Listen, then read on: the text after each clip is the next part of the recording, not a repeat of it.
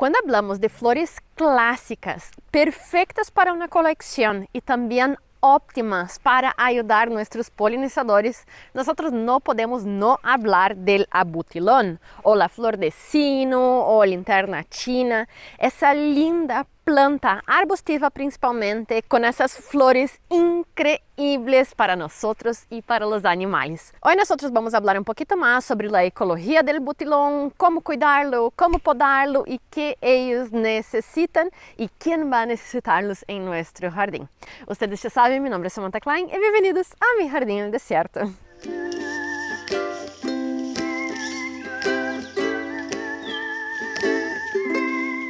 Entonces, hola gente, bienvenidos a mi jardín en el desierto en más un episodio a donde nosotros vamos a hablar sobre una de mis flores favoritas acá en el jardín. Ellas me recuerdan mucho a mi infancia porque mi abuela ya cultivaba ellas bastante en nuestro jardín.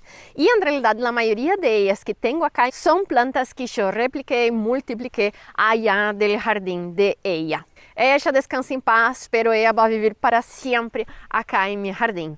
E estou seguro que vocês vão se identificar com ela, porque antigamente era uma planta muito famosa e estava presente em todos os jardines. E ojalá ela vuelva com todo novamente e já há muitas variedades aparecendo ano tras ano de ela. Bien, el abutilón, como nosotros podemos percibir, ella es muy similar a las malvas, a la rosa de Siria, a los hibiscus, porque ellas son de la misma familia, las malváceas. Y ellas se originaron en varios locales del mundo al mismo tiempo, por eso que va a ser familiar para muchas personas. Ellas son nativas de Asia, como el abutilón índico, que es muy utilizada allá, también de África, Austrália e principalmente a maioria das espécies cultivadas são de Sudamérica e também de Norte América, ou seja que elas se esparcieram e evolucionaram em diferentes locais do mundo. Pero aún assim nós vamos ver alguns detalhes que são compartidos por todas as espécies. E outra coisa muito importante de elas é que elas são principalmente de locais subtropicais, também trópicos, pero muitos são subtropicais, ou seja que les vai gostar esse clima ameno e aí em controvérsia elas também vão aguentar um frio um pouquinho mais extremo. Já vamos a ver isso um pouquinho mais em profundidade a seguir. Bien, e elas vão ter diferentes colores entre blancos, amarillos, rosas, rojos, bem oscuros, bordo, naranjos, porque elas têm muitas variedades e também contam com 220 espécies aceptadas por la ciência, pero alguns hablan hasta em 500, pero seriam mais las variedades. Pero la forma sempre é mais ou menos la misma. Um cálice de um color um pouco mais escuro na maioria das vezes, alguns pétalos em forma de sino caídos hacia abaixo em pendoncitos que se movem bastante com o vento e uma estrutura reproductiva muito llena de pólen e também néctar para nossos polinizadores. Algumas delas vão chegar a ser árvores de hasta 5 metros e algumas outras, como essa variedade acá, vão ser mais pendientes, tapizantes ou colgantes, ou também nós poderíamos utilizar em uma estrutura de pergolado, pero todas elas são divinas. E elas vão produzir floração durante casi todo el año. Algunas veces en unas zonas un poquito más frías nosotros vamos a tener entonces una queda de la floración en invierno y también algunas pueden ser caducas, pero no es tan frecuente así. Bien, e sobre as heladas, isso é um pouco controverso, porque depende muito do microclima em lo qual vocês estão. Acá eu tive heladas de hasta -8 e alguns de meus abutilones estão em zonas que gelam bastante, não estão protegidas e nenhuma de elas pereceu nessa época de inverno. Quizás tenha que ver um pouco mais com a umidade. Se nós temos um suelo que queda empapado durante o inverno, é aí que elas vão sofrer mais. E também se vocês têm heladas, ustedes podem, nos primeiros anos, poner alguma manta por arriba de ellas para protegerlas, pero yo no hice ninguna vez eso. Entonces, es cuestión de mirar hacia los jardines de alrededor y ver si ella se adapta o no. Outra coisa que nós poderíamos fazer é cultivá-la em maceta. Ela é muito boa para pôr dentro de espaços um pouco mais contenidos. Então, vai ser muito boa como uma planta que nós podemos ir cambiando de um ano a outro, de uma temporada a outra de local. Então, nós poderíamos facilmente tê-la em nosso jardim durante a primavera até o outono e inverno levar dentro de um invernadeiro para que ela não sofra essas condições um pouco mais frias.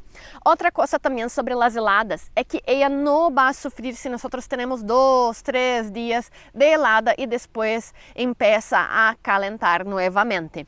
Pero zonas que sofrem com heladas constantes durante meses, aí sim, ela não vai aguentar, nós necessitamos levar ela do jardim hacia um local mais protegido, ok? Bien, e devido a essa floração abundante durante quase todo o ano e também uma fácil transportação através de macetas, ela foi uma das estrelas na época victoriana, em la qual a coleção de plantas de trópicos e também de zonas lejanas era como um hobby muito forte naquela época.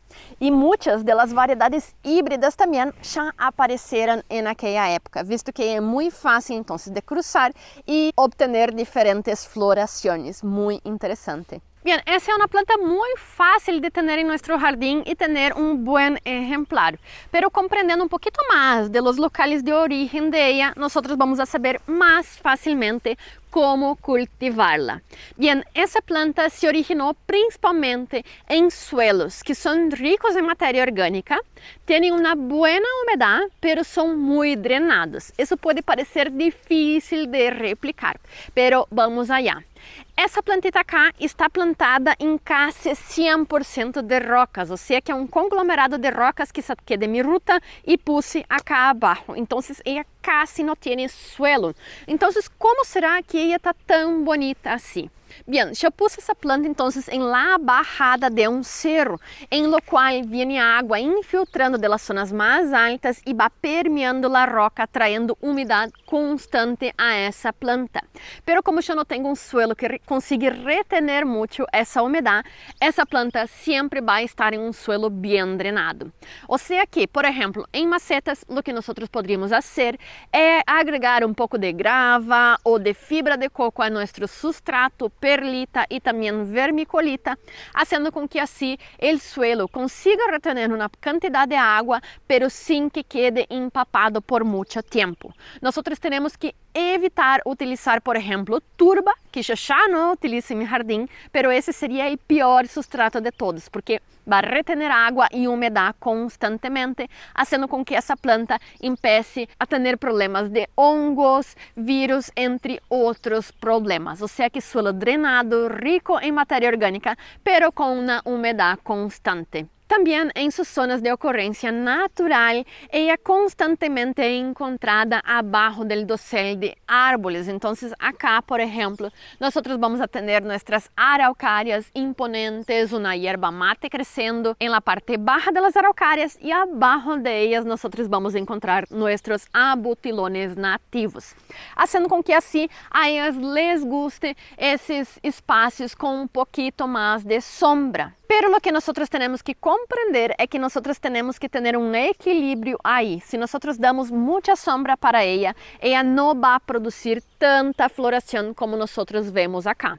Pero se nós vivimos em zonas que fazem muito calor, principalmente durante o verano, nós temos que compreender que ela vai se escarchar também com o sol forte, ou seja, que necessitamos dar um pouquinho de sombra para ela, principalmente nessas horas de sol mais forte, entre as 10 e as 2 da tarde.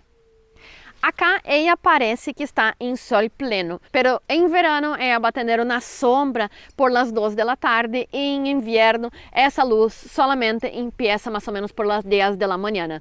Ou seja que ela não vai ter esse sol tão forte durante todo o dia. E mientras gravo, mira quem apareceu.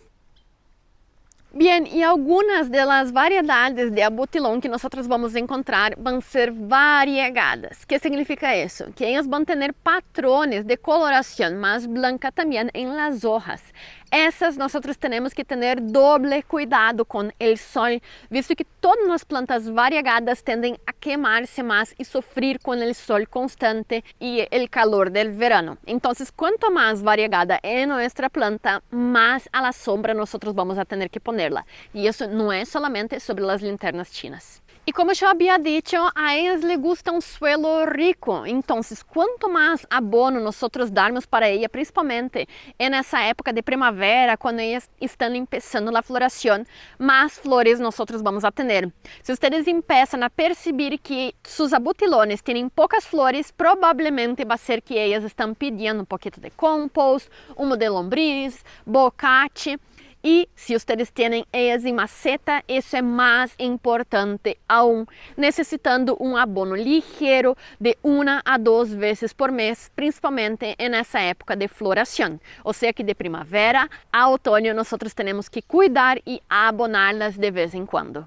E bem, ela é fácil, pero necessita essa fertilização a mais e também nós vamos a ter muita vida frequentando essas plantitas acá.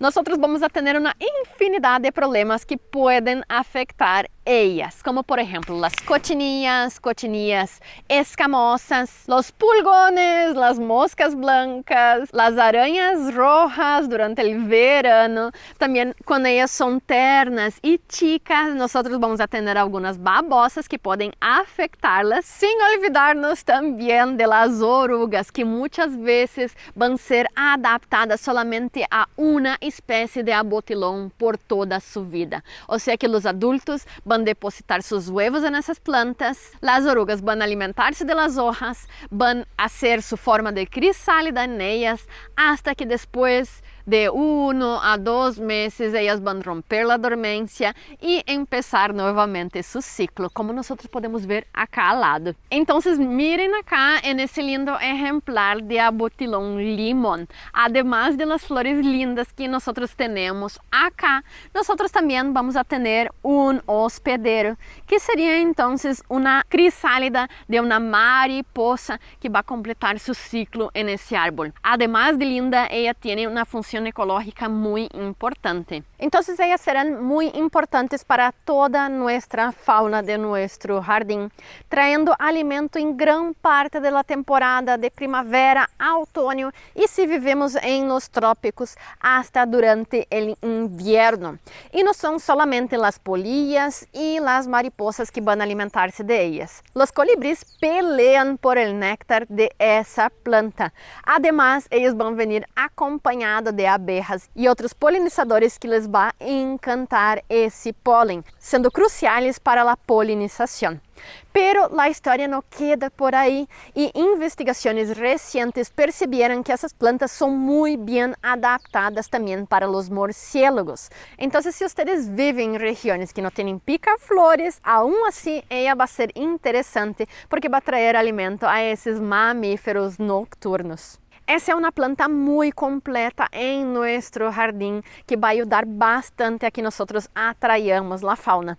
E mientras eu gravo acá, já tenho um pica-flor que está enojadíssimo comigo porque estou cerca das plantas e eles não conseguem venir a beber o néctar de ellas.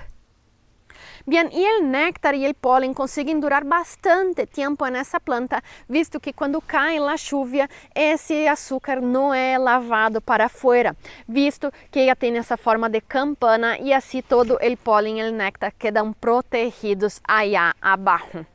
Bien, e agora vamos a ver uma cosita a mais sobre como ter um abutilón com bastante floração. Bien, as flores, elas sempre estão localizadas nesse crescimento mais tenro, mais verde de nossa planta, como nós podemos analisar acá. Se vocês percebem, todo o crescimento novo vai ser então nessa zona de crescimento do mesmo ano, ok? Então, se vocês veem o verde, as flores sempre vão sair de acá. E em las zonas mais lenhosas, nós não vamos ter o desenvolvimento de botones florales. Então, vai ser crucial uma boa poda para que elas produzam bastante. Assim que todos os anos, principalmente em la entrada de la primavera, antes que empiece a desarrollar nuevas ramas, nosotros podemos empezar a reducir el tamaño de la planta, limitando entonces el crecimiento leñoso para que así todas las yemas laterales rompan la dormencia y empiecen entonces a desarrollar nuevos brotes tenros que van a producir más flores. Pero não se preocupem, eu, por exemplo, acá, eu queria um porte um pouquinho mais aberto e um pouco mais alto, porque em la parte de adelante de mi bancal eu vou ter uma grande densidade durante o verano.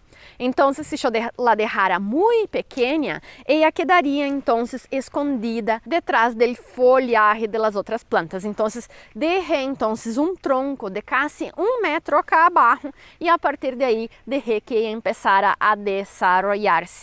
Pero en la próxima temporada, antes de la floración, yo voy a venir y limitar entonces esas ramas acá a 1/3 del tamaño, haciendo com que cada vez ella quede entonces más densa y con más floración. Se nós não hacemos essa poda, ela vai começar a criar talhos lenhosos sem nenhuma floração e vai reduzir-se a cada ano. Acá eu tenho o mesmo exemplo. Acá abaixo, agora nessa temporada, eu vou ter calateas de hasta 1 metro de altura, encerrando essa parte do tronco lenhoso de ela para abaixo do folhaje, não produzindo flores. Se eu deixar bifurcações desde acá abaixo, essa zona quedaria muito em sombra e com pouco aireação, favorecendo então a aparição de hongos como por exemplo el oídio. Ou seja que hasta 1 metro de altura eu não deixei nenhuma bifurcação e a partir de aí empecé a podá-la para que assim começara a bifurcar-se. E como nós podemos ver, em todos os troncos que aún não estão lenhosos, nós temos o desenvolvimento de novas flores. Posteriormente, en el próximo inverno, entrada de primavera, yo voy a venir podarlo por acá más o menos en cada uno de los tallos, haciendo con que él se bifurque más y en la próxima temporada voy a tener más flores. Pero ¿y qué pasa si nosotros no queremos ese tipo de crecimiento?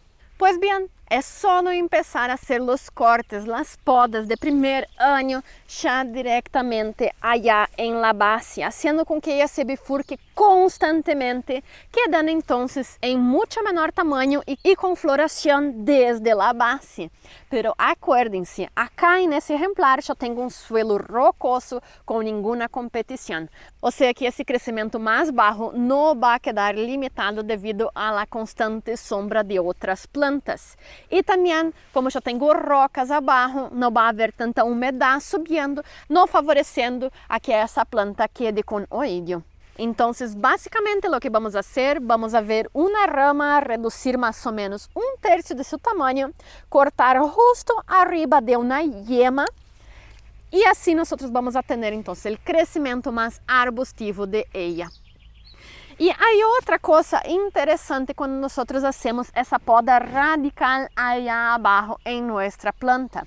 Isso vai fazer com que ela produza mais ramas principais bem abaixo no suelo, fazendo com que nós consigamos renovar a planta de tempo em tempo. Se nós la renovamos e delimitamos esse crescimento lenhoso, cada vez mais todas as ramas vão ter floração. Bem, e agora o mais importante, como eu consegui essas variedades de abutilón do jardim de minha abuela sem que eu tivesse que roubar suas plantas? Bem, essa é uma planta que muito facilmente nós vamos conseguir esquerrar. Hasta com essa poda que nós hicimos ao final da temporada, nós já podemos ter sucesso. É só sacar uma rama verde, a semi-lenhosa, sacar as ramas de abaixo, todos os botões florais se nós temos, deixar mais ou menos 15 a 20 centímetros e assim nós vamos a ter que enterrar então 2 de essas yemas. O ponto que as plantas mais conseguem desarrollar raízes sempre vão ser as yemas. Assim que enterrando 2 e deixando 2 ou 3 hacia arriba, nós vamos a ter espaço para que elas brotem vegetativamente por las yemas de arriba e também radicularmente nessas zonas que vão quedar então abaixo da terra. É importante que nós utilicemos um substrato bem drenado para que elas não se pudram e que seja hecho então nessa temporada que começa a calentar, principalmente então em setembro no hemisfério sul. Pero há uma forma muito mais fácil aún que essa, em lo qual nós já vamos a poder sacar uma planta e levar rapidamente a nosso jardim. E acá nós podemos ver isso. Bem, principalmente se nós deixamos esses exemplares um pouco mais baixos e brotando desde a base do tronco principal, muitas dessas ramas vão começar a tocar o suelo, enraizando facilmente, como provavelmente nós vemos acá. Se nós destacamos essas ramas, nós já vamos a ter então uma nova planta com raízes que nós já vamos a poder transplantar a outro espaço de nosso jardim. E essa é a técnica que eu utilizei para clonar essas plantas. Bem, además de todos esses benefícios para a fauna e também flores tão lindas, nós também vamos a ter outras utilidades para essa planta.